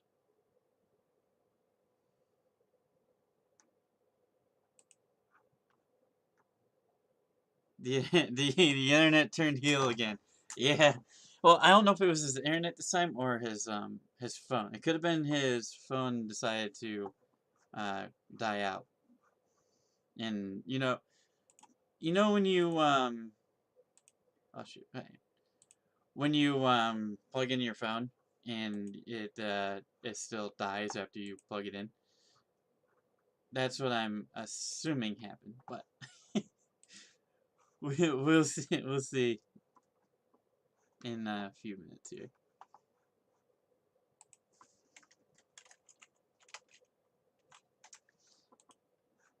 Discard that. Phone.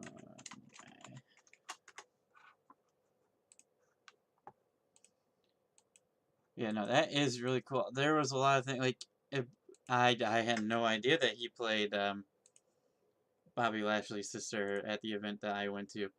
I actually am curious if I have a picture of that event, and I will scroll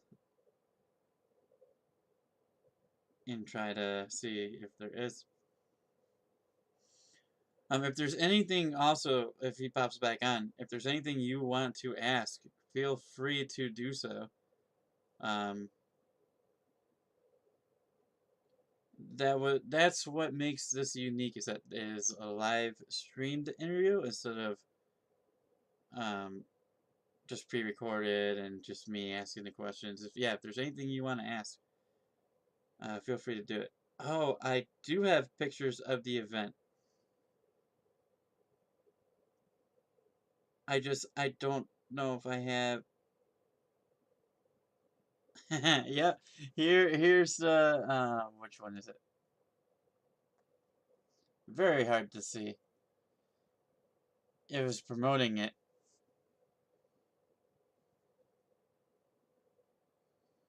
Kurt Angle was at that event. I forgot Kurt Angle was there. Um,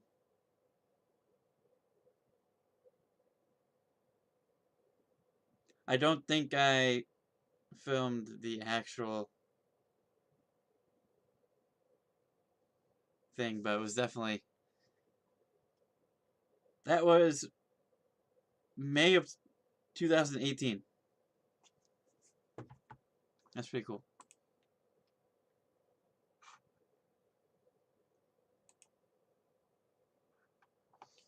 Hang on. He is coming back.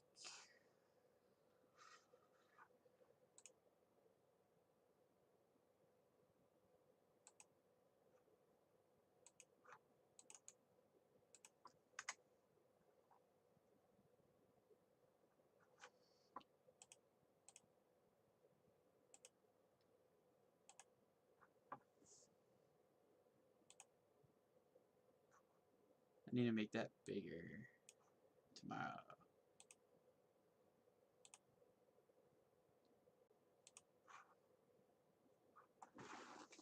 Alright, so yeah, he is coming back.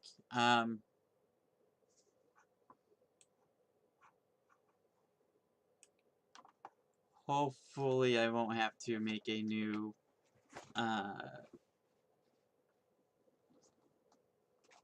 thing here for my participants. One sec, guys. We are figuring this out. We're on the air, live on the air. This is live YouTube right here. But thanks for joining. Thanks for the likes if you've liked it already. Thanks for the subscribe. Wow, subscription. It's been a long day. I've been working all day. Leave me alone. Also, thank you to everybody who uh, took time to pop in. I know Backlash is on right now. If you're watching this after, thanks as well. And happy Mother's Day, everybody, too. I don't believe I said that yet. But yeah, if you are a mother out there and you're watching, you have kids, you know that life. Yeah, thanks for taking the time out to stop in and say hi.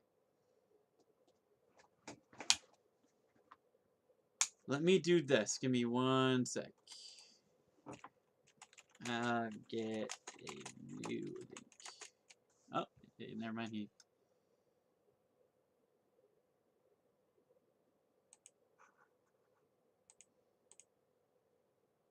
Aha!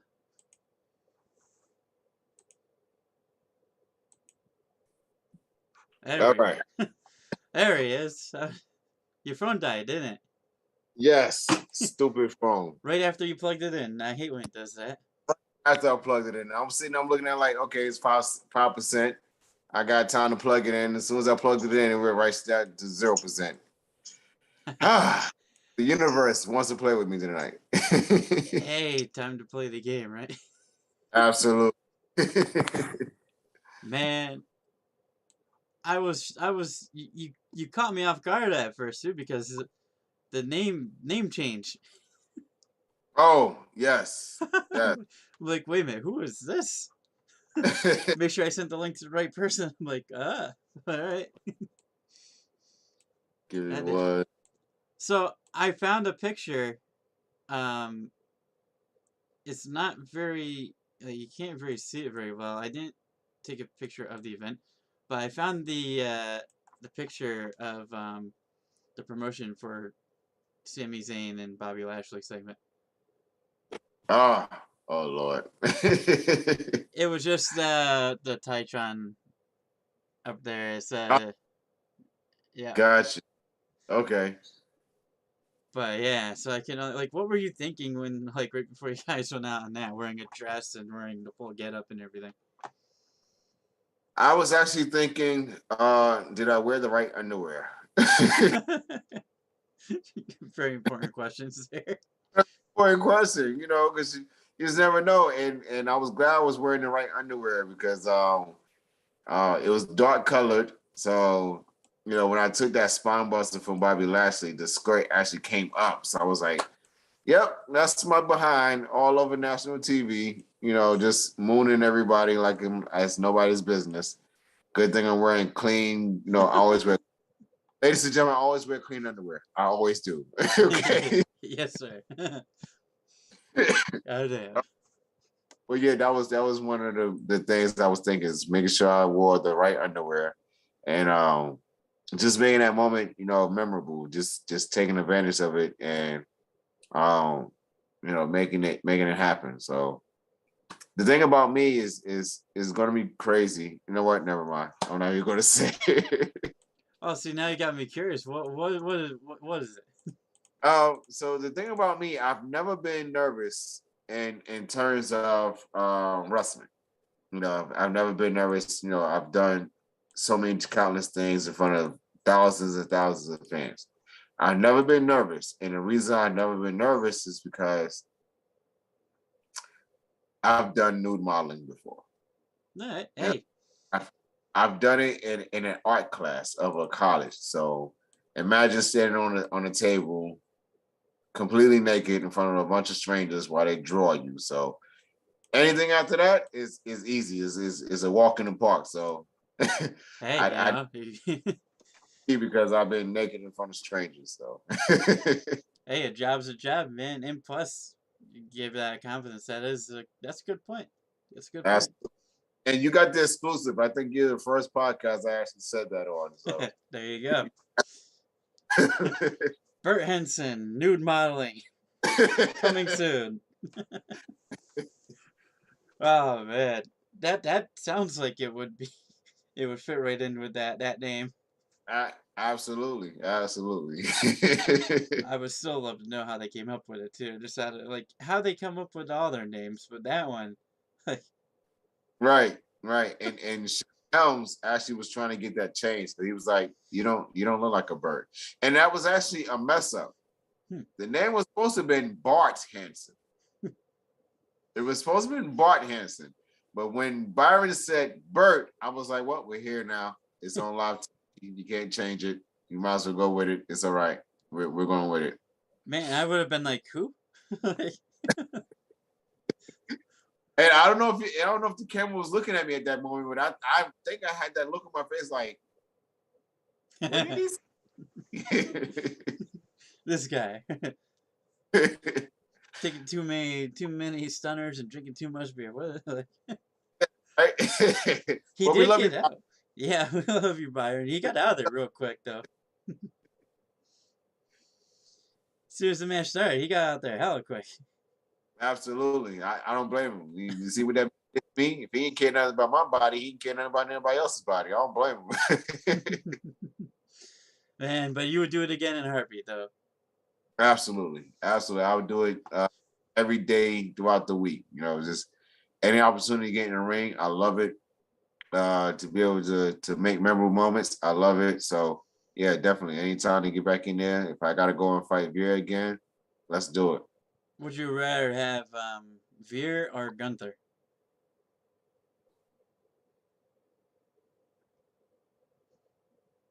That's a good question. I think I will go with Veer. Yeah. I'm not a fan of chops. Yeah.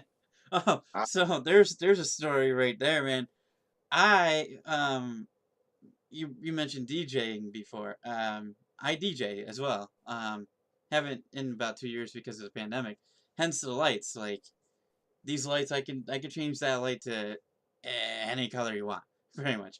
And yeah, so I do DJing on the side, and I was going to have my lights being used in a local wrestling promotion was interested uh, in using my lights and stuff, but they ended up going a different route and everything. But um, while I was there one night during the show, like I found out that they weren't going to use it the day of the show.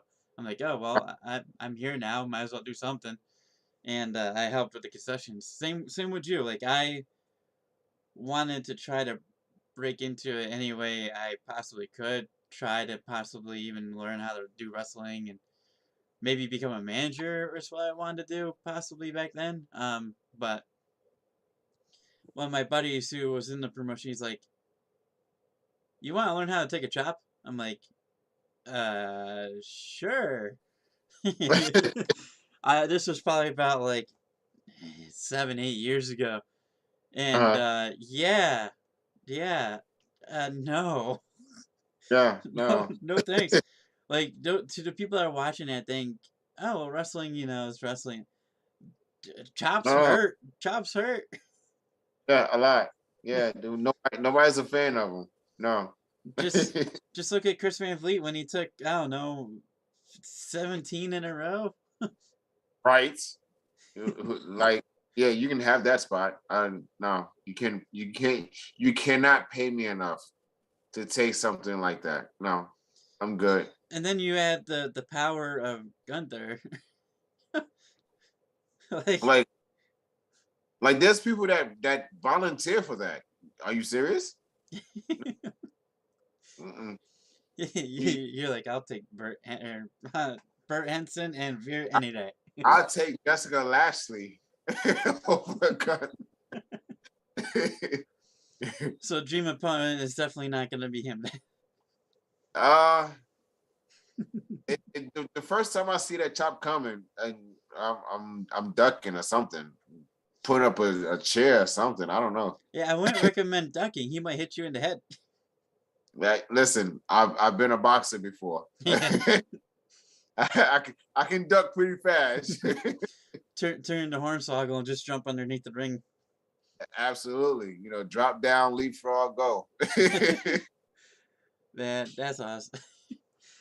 But hey, to the people that do fight him, it looks like he's starting to move up the card a little bit now. I can't give them credit. Yeah, and I'm happy for him. A lot of these guys I'm happy for. Anybody that's making waves in this big ocean that we call this business, keep doing what you're doing and keep pushing forward. So, I know I'm it sounds like I'm being serious, but I'm joking when I say I would never step in the ring with Gunther. I would be honored to step in the ring with him. He's a great talent. His all his accolades that of throughout his whole career.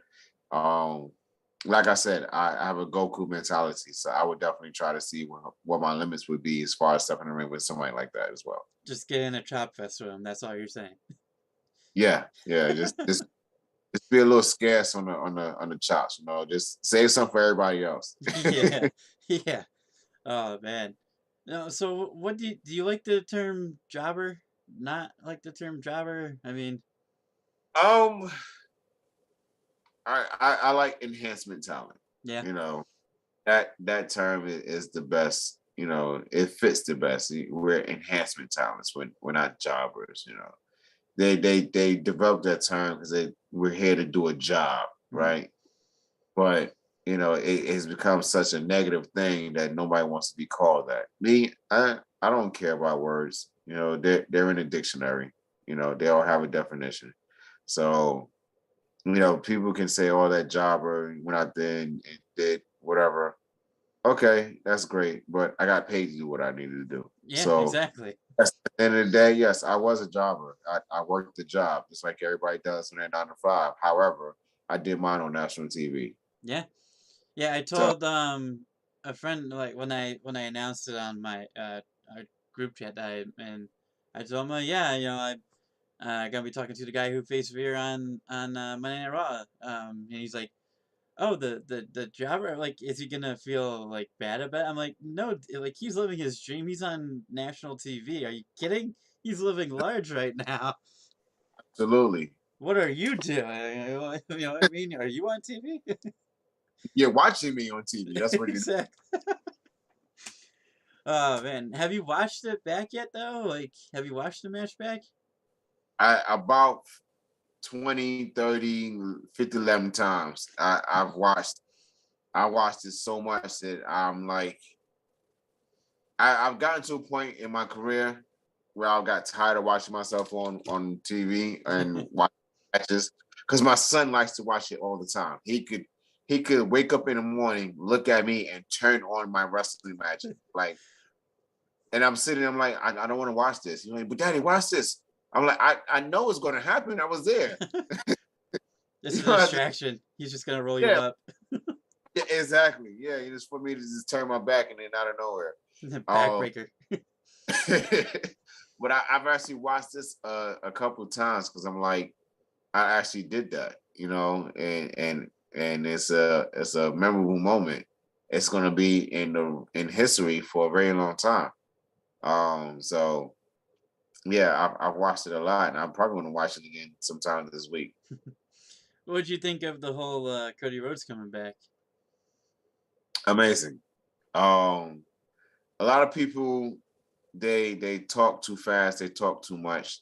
Some people are not happy about it. Some people are saying, "Oh, we thought he'd never come back to this company, whatever."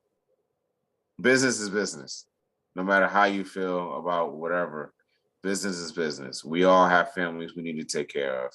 And AEW treated him very well. From everything that he's talked about, all his interviews, they treated him very well. He was the grandfather of that company. He was one of the forefronts that led that company into what they are today. And for him to make his way back to WWE and do greater or equal things, within this sport that we do. Congratulations to Cody Rhodes. I actually got a chance to walk past him, didn't get a chance to really interact with him very much, but he seemed like he felt like from the energy that he was putting off, it was like I'm back home, you Yeah. know, and that's what it's all about. It's the feeling of being at home when we actually do these things. Like I say all the time, when I step in the ring, I'm home. I may have a house, I may have an apartment, I may be staying with some family, but when I step in the ring, I'm home. I feel comfortable. I feel like me. I don't feel like there's thousands of people staring at me. I don't feel like I'm in a shell. I don't feel like I'm standing in the darkness. I'm home and I feel great about it. So um yeah, congratulations to Cody. He's doing very well. If you haven't watched it, sorry, spoiler alert. He won the match tonight against Seth Rollins. So I was actually able to overhear it while we were doing the interview. Yeah. So Cody, and I the best for his future, and stay long enough for me to be able to get in the ring with you. That's all. Stay around long enough for me to be able to get in the ring with you. Yeah, no, I met him like right after he left. He did have you ever heard of Wrestling Under the Stars, New England Wrestling? Yes. Yeah, he did that and they were literally like 5 minutes from my house. So I was like I have to go. And Okay. so he did that up in Massachusetts and I'm like he's a down to earth guy. He really is. Yeah, yeah, and he knows that life is life, and you have to appreciate every moment that you have. So I respect him to the fullest. Yeah, and of course I tell everybody this too that I all the wrestlers I give them so much credit for. Because when I was at Access, they had the I don't know. Did you take a stroll through Access when you were there in Mania? I did not. When I went for the end of the era, I did go to Access Uh, then. uh, Um, but I didn't go to Coffee Mania they had Access. the one of the original. I think it might have been WrestleMania 3 or the original WrestleMania ring setup with the original stuff, everything on it, and Howard Finkel in the middle of the ring that you could take a picture of with cut out and the microphones and everything. And yeah, stepping into that ring, the ropes hurt. So Yes, yeah, absolutely. it's no trampoline. So Right. I mean, the first time I jumped into an NXT ring was when I did the match, and I jumped in it like I do any other ring. And when I hit, I felt my spine just kind of crumple because I was like, oh, this is stiff. Okay, it's all right. This is gonna feel horrible when I get slammed around by these big guys, but um yeah, people can't take this for granted. Like don't take this lightly. We we get in this ring and it's like life altering every time we step in the ring. It's one split second can alter your life. And I mean, look what happened with Big E. I Yeah. hope he's better, but just that one split second can alter your life in an instant. So don't take this lightly. You guys might say, "Oh, it's rehearsed or whatever." You can't rehearse pain. You can't rehearse injuries. You can't rehearse mistakes. Um, it happens, and that's what we have to go through within the sport is knowing that there's any chance something could happen. Yeah, that's So why I'm like, when I saw Austin taking those suplexes on the outside in the crowd, I'm like, like, right, like he can still do that. yeah, exactly, exactly, Or you see Sting jumping off of like a 30, 40 foot thing. I'm like, oh my God, he's gonna kill himself. right. And there's a rib gone. Yep. Man, were you at Mania the in Texas when Cody did his return or? No, Uh, so I had to get back to North Carolina, so I didn't get a chance to stay long. I was just there for Control Your Narrative. I went to the Kevin Nash party, and then I came back that Saturday to get ready for the work week. So I yeah. did not get around for many. Oh, we're at the point in the interview, I would say, where I pretty much we're about ready to end it up. I flip it around though. I always give the guests an opportunity to ask me anything that they want to ask. Are there any questions you want to ask me? Absolutely. So my question to you, I've done it with a couple podcasts. It is the old game of murder, death, kill, or so it's like who would you fight, who would you run from, and who would you shoot, right? So out of these three guys, who would you fight, who would you run from, and who would you shoot? You have Brock Lesnar, All right. Braun Strowman, and Omos. Oh boy. All right. All the above. um, all right. So run from, fight, or shoot. Okay. Um, I think the obvious choice to run from would be Brock Lesnar. I mean, come on now. Okay. Um, uh, fight Braun Strowman, I guess, and shoot Omos, I guess, if I Okay. had a choice. All right.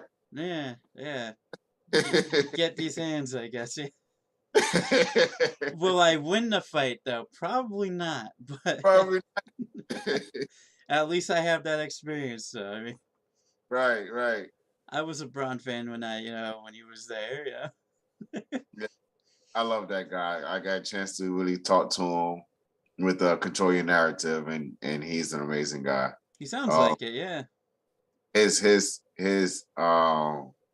aspect on life and how everything goes, and his passion for what we do is it pushes you to another level to want to be a better person and a better athlete, and I love that guy to death. yeah. No, I'll admit that was after doing this for about 2.5 years now. That's the most unique question I've ever gotten here. So hey, I'll take it, man. I'll take it. But That's yeah, hey, I appreciate your time for being on here. I know time is very valuable at the moment, and um, you got anything coming up? Your Twitter or anything like that? You could go ahead and chat it out. Let people know what you are doing next. all right. So if you guys follow me, you can go to my website www.thevictorandrews.com. That's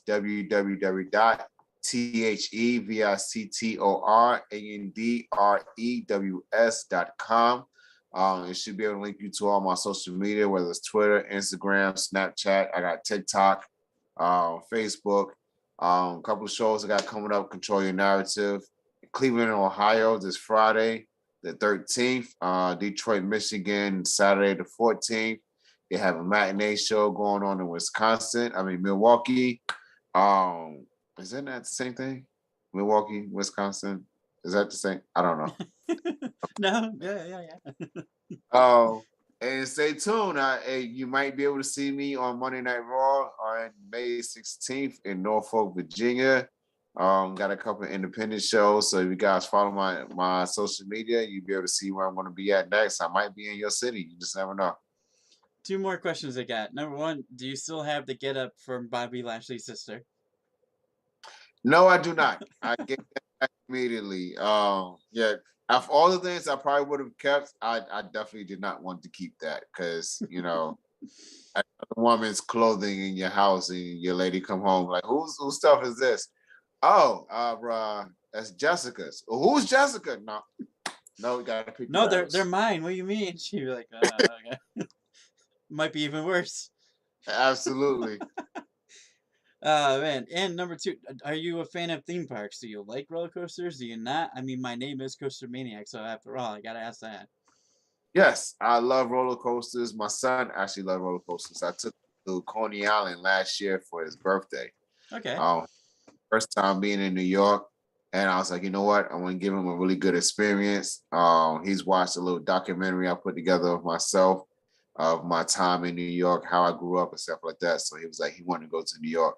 So I took him up there, took him to Coney Island. He enjoyed himself. So yeah, I love roller coasters. Favorite theme park? Six Flags Great Adventures in New Jersey. Okay. Yeah. Well, that's also where I'll be in June as well. I'll be meeting Bray Wyatt and a couple others, and then spending the next day there at Great Adventure. Have you Well, ever been to? So my local one's Six Flags New England. I have not. But my all-time favorite place to go is Cedar Point. Oh, really? Yes. Okay. I haven't been there either. Have you ever Uh, heard of it or? yeah, Yeah. yeah. But I've been to Great Adventures. I've been to Busch Gardens. I've been to Kings Dominion, um, Emerald Point here in North Carolina, and that's about it. Yeah, over at because they're right in Ohio, as you know, Sandusky, right? And there's nothing like I'll choose that over Disney any day. Really? There's nothing like being on it's an island. It's 365 acres. It's right on Lake Erie on a peninsula. There's nothing like it. Being on those roller coasters there. There's over 18 of them. Um, six of them go over 200 feet tall. Their biggest one is currently shut down at the moment. Unfortunately, there was an accident where somebody got hit with something coming off the ride um, itself, so it's closed for now. But it goes 420 feet in the air, 0 to 220 miles an hour in 4 seconds. So it's like King Dakar at Great Adventure. It's like it's a little brother. Oh, awesome. It's the originator of it. But yeah, no, there's if you ever get a chance to get that way, man, highly recommend it. If your little one likes roller coasters, by far, highly recommend it. I'm definitely going to check that out for real. Yeah, Yeah, that's definitely and on my list. any coaster thing you need to know too. I am your guy. I am a self-proclaimed coaster enthusiast. So I mean, I got that name for a reason, you know. You definitely got to remember that. Yeah, man. But hey, it was a pleasure talking to you. Want to stick around for a quick second after we go off? I'll love to talk to you for a little bit more. And for everybody else, yeah, don't forget, check out his stuff. I'll link his info in the description after we're done here. Um, and yeah, keep an eye out for Victor Andrews and possibly Brent Henson again if he's ever called that again. All right, guys, thanks for joining, and we will see you in the next interview tomorrow. Like I said, we have Rika Wiley. He is gonna be interesting. It's been a while since I talked to a clown, so be an interesting one. All right, catch you guys later. Peace.